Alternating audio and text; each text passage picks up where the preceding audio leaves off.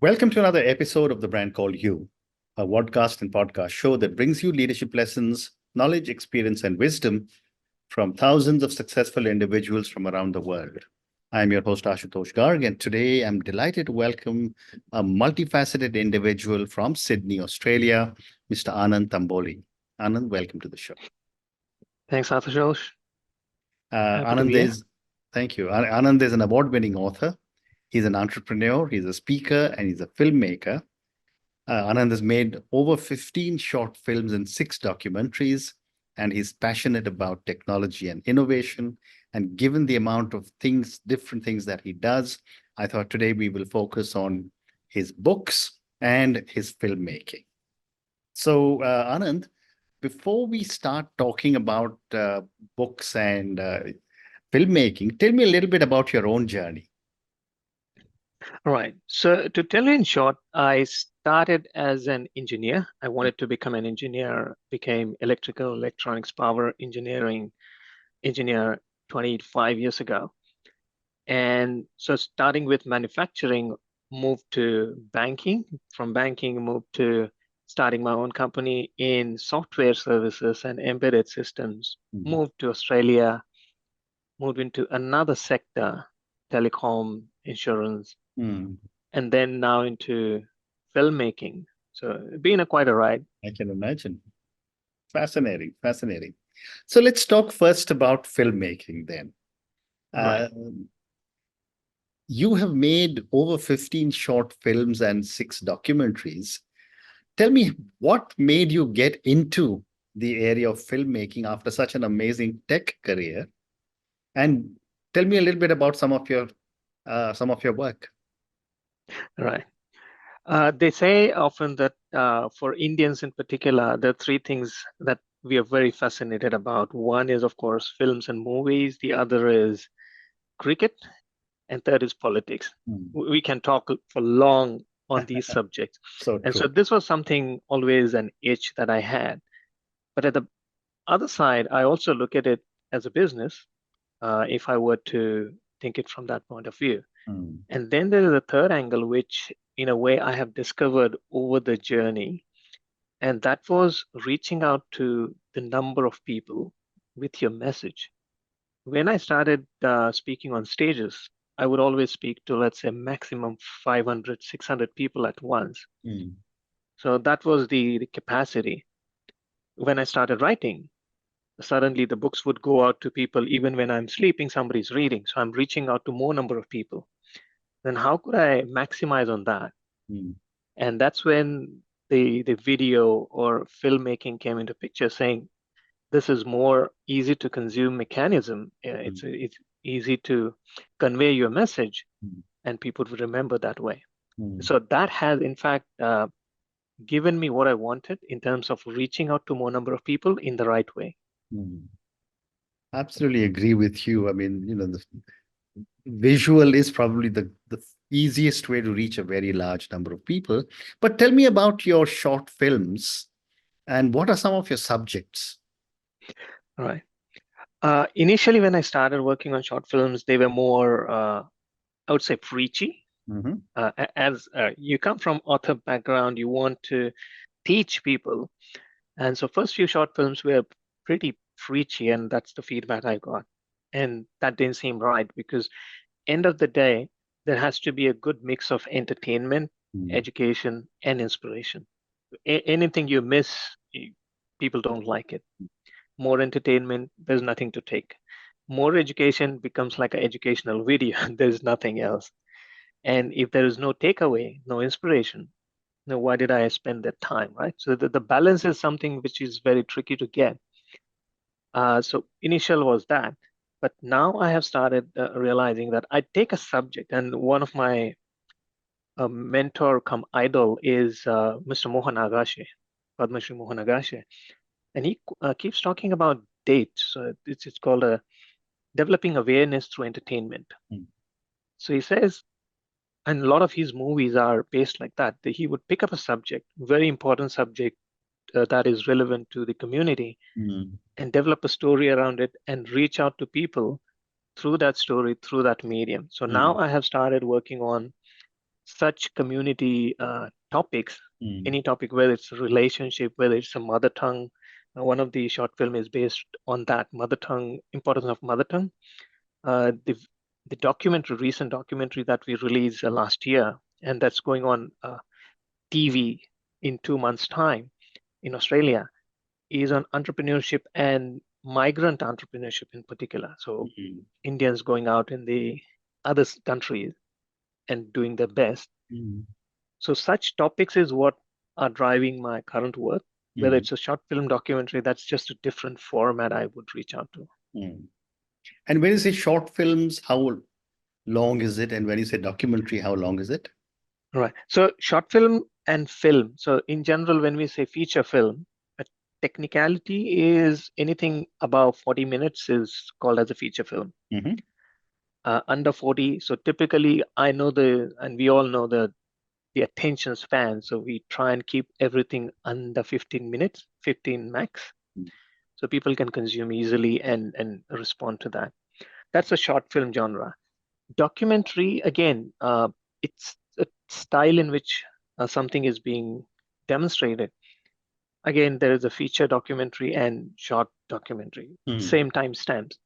The difference, though, is when it is a film, fiction, you write a story first and then you shoot. And you can keep shooting as long as up and until you are satisfied with that output is there. With the documentary, shooting happens first because it's non-fiction, it's a real thing. Okay. Shooting happens first, then you edit and try and see there are a number of stories that would come out. And then you pick the right one, the best one. So it's almost inverted process. And one of the interesting thing with documentary and challenging thing is there is no retake. If something happens, it happens once. You capture it, don't capture it, voila. Right. So that's very challenging. That's an amazing explanation. And I didn't know the difference, but thank you for helping me understand this. Anand, the next question is that how do you approach storytelling in your films, especially when it comes to some complex technological challenges or concepts? Right. So with technological concepts, it becomes quite tricky. Even non-technological concepts, it's already tricky. But with technology, it becomes even more because majority of the people don't really understand technology. I mean, we know we use phone, but how many people really know what goes underneath? So one of the principles I usually apply is when I'm reaching out to those many people is instead of explaining how it works, it's not a documentary, it's not a discovery like how stuff works thing. Right. It's more about the impact of that technology. It's more about the crux of the matter. So that's the first thing. What do I want to tell to my audience about this technology? Is it good? Is it bad? Or if I want to warn about something, then what is that one underlying caution that I want to convey? So that's a message. Once I have a message, then comes the story. Because just the message doesn't go well. I mean, it's just a statement. It's like a theorem. Right. We have to apply somewhere, and the best way to apply is the story. So how, and in a story, because just by human nature, people take message as a preach, and people would take story as something to be applied in life. So I have to weave a story saying who is the protagonist, how the technology or something that happens in their life, and then what happens as a result of it. So build that whole story arc. And then people understand, okay, if it happened with someone, then I might look forward to it and work accordingly. So then the message gets easily delivered in that fashion. What a great response. Thank you. My next question, Anand, is what role do you think filmmaking plays in educating and inspiring people? All right. I think it was always the case with films or any entertainment or performing art since past, whether it was on stage or theaters or nataks, dramas, anything.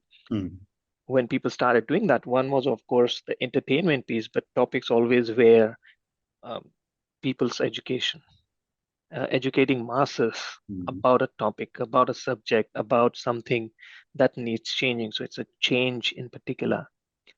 Same goes with technology as well. Now, technology only enables that to become much better, much faster, or more inclusive in that sense. So even today, technology is the same supportive or enabler, but the basic reasoning why entertainment was there in the first place, filmmaking was there in the first place, I don't think that had changed. And only people who have kept that in mind are succeeding still. And yet, another perspective I'd love to get your views on is technology. You know, the art of storytelling, the artists, they remain unchanged, but the technology behind the filmmaking has changed dramatically. Absolutely. I'd love to get your thoughts on how do you believe all these emerging technologies will change the landscape of filmmaking in the future? Well, just to extrapolate that, we might look at how it is changing now. Like there was a time when we were struggling to get a basic film camera, and that's even 25 years ago, that was still the case. Today, everybody has got a camera. 4K is like a basic norm now because your phones have it. Any camera you buy, that's the fundamental. So capturing technology, that has changed significantly. That means more people can participate in it. There was a time when we used to think that a movie making or filmmaking had huge budgets.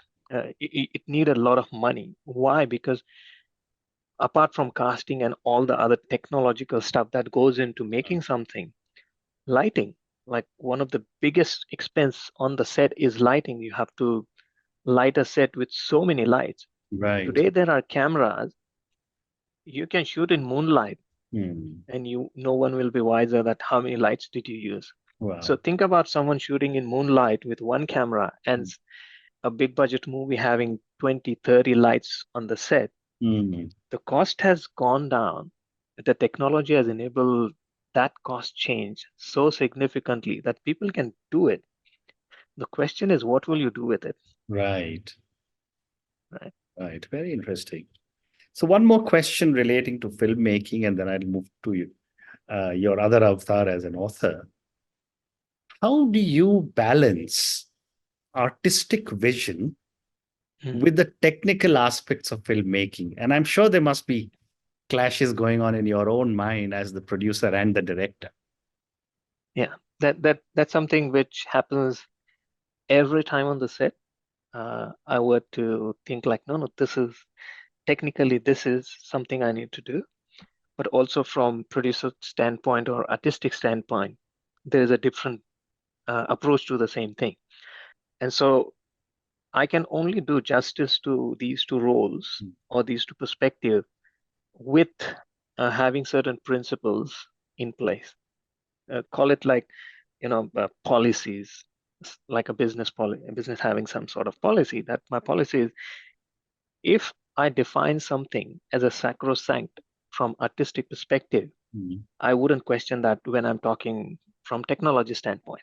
I'll take, if the message is a sacrosanct thing, I wouldn't question from technical standpoint. It has to happen. If there is something that technologically has to be done, if that is sacrosanct, we wouldn't question from artistic standpoint. So once I have those boundaries defined from both sides, then it's easy to negotiate with myself or even with the other team members on the set. Fascinating. So, Anand, now let's talk about your books. You know, clearly you're a very creative individual in filmmaking and writing. Let me ask you my first question. Tell me about your books and the subjects that you write on. All right. So far, I have written 5 books, and there's one more book which has been co-authored that is going live. I mean, getting published on 14th of May. I'll talk about that in a bit. But all those books, So 3 of those are technology-based books. 2 of them are leadership, and this one is also leadership-based book. So those technology-based books are based on my technical knowledge, technical experience in the past. And then as I moved more into management consulting, moved into more coaching with millennials and Gen Z, then the leadership books started coming out. But always the approach is when I'm with the certain community, I would see a pattern of problems, and my mind starts thinking like, okay, how do these problems relate? Where is the root cause? Why they happen? And if I can find an answer for it, then that in a way becomes a book that sort of identifies the root cause and gives you my perspective of a solution. There might be different perspective, different solutions, but this is how I think it could be approached, and that becomes a book in that sense. Very interesting. So you just told me a little bit about how you choose topics, but what is the most unexpected source of inspiration that you have encountered when it's come to one of your books? And that was my first book, I would say. I mean, so first book was titled as a Build Your Own IoT Platform. And the story behind it is the book didn't come out until 2019 when it was published, and I didn't write until 2018. But when I was before that, I had my own startup called Neuron Technologies, and we were developing an IoT platform. So it was a hot topic. IoT was a hot topic in 2013, 14, 15. So this happened in 15. We developed a platform. It was still like 90% done. And we had a demonstration to a potential big client 2 days later. But that evening, just like this, I'm sitting doing something, and I get a phone call from my developer saying platform has gone down. Some files have gone corrupt. I can't resurrect it. And the first instinct was, okay, how long it's going to take? Because we have a demo coming up. They said more than a week. Everything is gone. And I was so A, desperate, and B, annoyed, C, wanting to do that. I said, fine. I kept everything aside, made up my mind in some way, and started from scratch. Let me give it a try. I'll build that myself. I spent nearly 12 hours, whole night. I didn't sleep, just coffees. And by the morning, I had the platform up and running so that I could demonstrate. Wow. That was like an experience in itself, and that stayed with me. And when somebody asked me that, why don't I write a book? They had a book offer. And some of the topics, I said, look, this is something that happened with me. And I think people can actually build IoT platform themselves in under 24 hours if you are rightly motivated. And that's what became the topic and title of the book, like build your own IoT platform in 24 hours. Wow. So I have time for 2 more questions for you. My next question, Anand, is that how has your writing style evolved over the years? And what have you learned about effective communication through your writing? All right. I think same as filmmaking, my earlier writing style was pretty theoretical, if I may say, more preachy. You would have more should words in it rather than just stating the facts, just stating what might happen. And as I kept on getting feedback, then that has evolved. So it became more personable. So today, when some people read and they come back and write to me saying, until I finished, I didn't know I finished. Like, they were so immersed into it. And part of that is also the way I structure my writing. Earlier, it was more like a writing third person.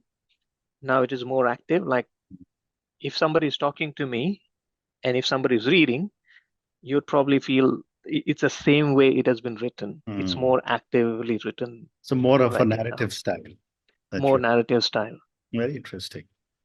Anand, my last question to you. Can you share a particularly memorable feedback from a reader that may have impacted you? And if so, how did it impact you? Right, that's a tough one. Quite a few people have given feedback. And does it have to be like critical feedback in the No, sense or positive any one? feedback, any feedback. Right. I know with one of my book called You 3.0, I I spent a lot of time talking to my potential audience, Mm, not in a standard survey format, but just having conversation after conversation. I spoke with a lot of people, mm, and that gave me an insight in how should I structure my even arguments when mm, I'm writing something in that book. So when I met someone, they came to meet me at a conference I was speaking at, just to talk to me. I said, I read your book and it felt like you were talking to me. It was like, uh, did you learn psychology? I said, no, I don't have, I'm nowhere close to psychology. But they mm, said it felt like every question I was thinking while reading, the next paragraph would answer that. Every time and like every single thing I have problems or situations in my life are being answered through it. It's mm, like I'm speaking to a psychologist, not because of any psychological fact, but just because I think I spoke with so many people mm, and have genuinely invested in doing that. mm. So that it gave me a sort of big pat on back saying, do this more. This works. Oh, wonderful. Anand, on that note, I just want to say thank you so much for speaking to me. Thank you for talking to me about your own amazing journey. Thank you for talking to me at such length about filmmaking. I think, you're clearly so deeply engrossed and involved in filmmaking. I can see you in the future making some real big waves in the area of filmmaking. Thank you also for speaking to me about your books. Thank you again and good luck to you. Thank you, Ashutosh. Thanks for having me. Thank you for listening to the Brand Called You videocast and podcast, a platform that brings you knowledge, experience, and wisdom of hundreds of successful individuals from around the world. Do visit our website www.tbcy.in to watch and listen to the stories of many more individuals. You can also follow us on YouTube, Facebook, Instagram, and Twitter. Just search for the Brand Called You.